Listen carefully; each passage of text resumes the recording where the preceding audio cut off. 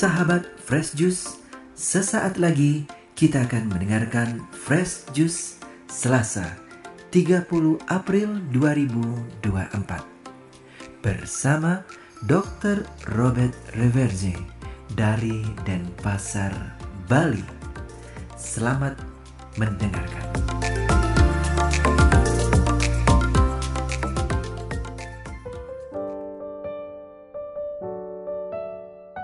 Dalam nama Bapa dan Putra dan Roh Kudus. Amin. Shalom, saudara dan saudariku terkasih dalam Kristus. Injil hari ini ingin membuat kita mengerti apa itu arti dari shalom. Dan juga bagaimana sebaiknya kita menerapkan shalom itu dalam kehidupan kita sehari-hari. Mari kita baca Injil itu, yakni yang dari Yohanes 14 ayat 27 hingga 31a. Dimuliakanlah Tuhan. Dalam amanat perpisahannya, Yesus berkata kepada murid-muridnya, "Damai sejahtera kutinggalkan kepadamu. Damai sejahteraku kuberikan kepadamu. Dan apa yang kuberikan tidak seperti yang diberikan oleh dunia kepadamu. Janganlah gelisah dan gentar hatimu. Kamu telah mendengar bahwa aku telah berkata kepadamu, aku pergi, tetapi aku datang kembali kepadamu.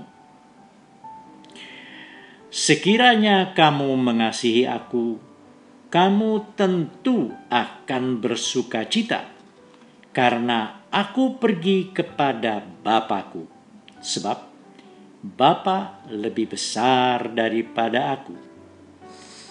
Sekarang juga aku mengatakannya kepadamu sebelum hal itu terjadi, supaya apabila hal itu terjadi, kamu percaya. Tidak banyak lagi aku berkata-kata dengan kamu, sebab penguasa dunia ini datang. Namun ia tidak berkuasa sedikit pun atas diriku. Tetapi dunia harus tahu bahwa aku mengasihi Bapa, dan bahwa aku melakukan segala sesuatu seperti yang diperintahkan Bapa kepadaku. Demikianlah sabda Tuhan. Terpujilah Kristus. Saudara-saudariku sesama kekasih Tuhan, dalam bahasa Ibrani, shalom berarti damai sejahtera. Namun dalam perikop ini, Yesus mengajarkan suatu jenis damai sejahtera yang lain daripada yang dimengerti oleh dunia. Shalom yang dari Yesus ini merupakan suatu kondisi kejiwaan yang penuh rasa damai dan rasa sejahtera dalam segala situasi. Juga dalam situasi dan kondisi di mana ada masalah, ada sengketa, dan ada kesusahan.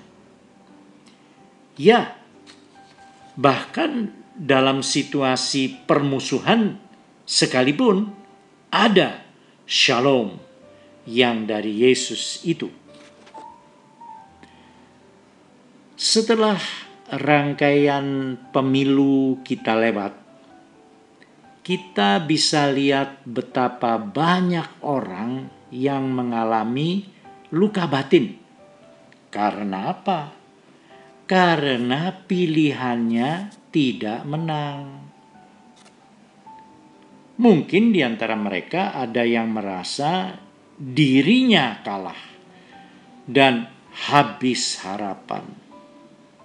Mungkin juga mereka sudah tidak bisa punya harapan tentang masa depan Indonesia yang lebih baik. Mungkin ada yang merasa dirinya dibohongi dan dicurangi atau bahkan dikhianati. Sakit hati yang muncul inilah yang lalu disebut sebagai luka batin. Lalu bagaimana, saudara-saudariku terkasih? Apakah ujaran Yesus, yakni damai sejahtera kutinggalkan kepadamu, masih bisa melipur lara di hati mereka yang terluka batin itu? Dengan gegap gempita pertanyaan ini mesti kita jawab, ya, masih. Sebab damai sejahtera yang dari Yesus ini mendobrak segala dinding yang dipasang oleh dunia untuk menghalangi kita merasakan damai sejahtera yang sesungguhnya. Mungkinkah itu? Ya, mungkin sekali, saudara. Sebab damai sejahtera yang diberikan Yesus kepada kita tidaklah seperti yang diberikan oleh dunia. Sebab itu Yesus menambahkan kata-kata ini, bukan? Janganlah gelisah dan gentar hatimu. Kita manusia terbiasa untuk memegang erat hal-hal yang bisa kita lihat dan bisa kita pegang. Yesus mencontohkan dirinya sendiri kepada para muridnya.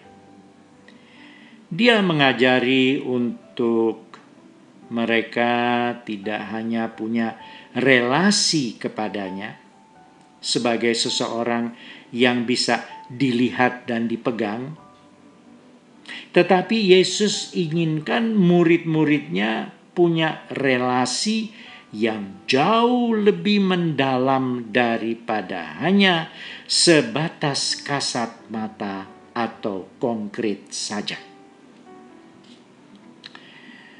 Sebagai manusia, kita acap kali punya kecenderungan untuk memegang dengan erat, memeluk dengan erat hal-hal yang sudah lalu, yang sudah lewat.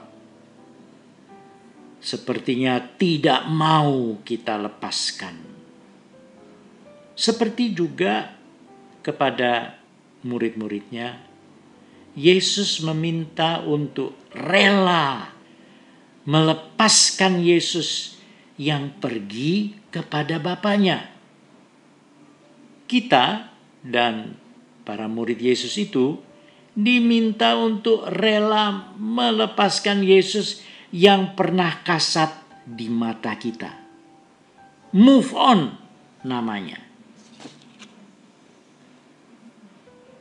Dalam perikop Injil ini, Yesus jelas mau tetap dekat dengan kita, namun dengan cara yang lain.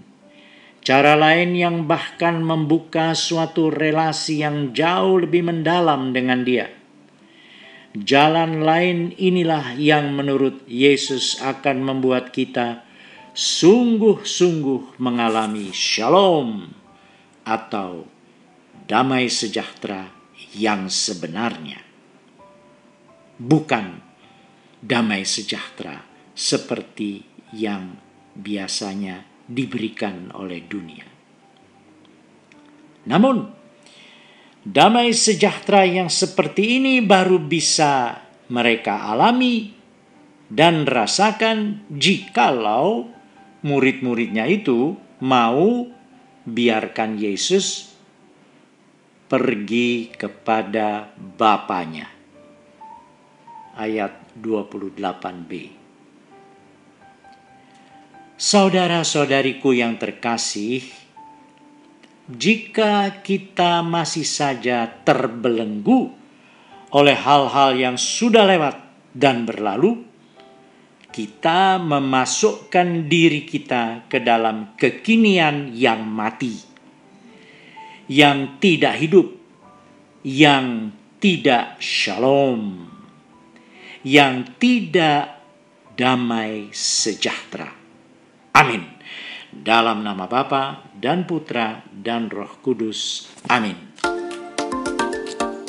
Sahabat Fresh Juice, kita baru saja mendengarkan Fresh Juice Selasa 30 April 2024. Terima kasih kepada Dr. Robert untuk renungannya pada hari ini. Sampai berjumpa kembali dalam Fresh Juice edisi selanjutnya. Tetap semangat, jaga kesehatan, dan salam Fresh Juice.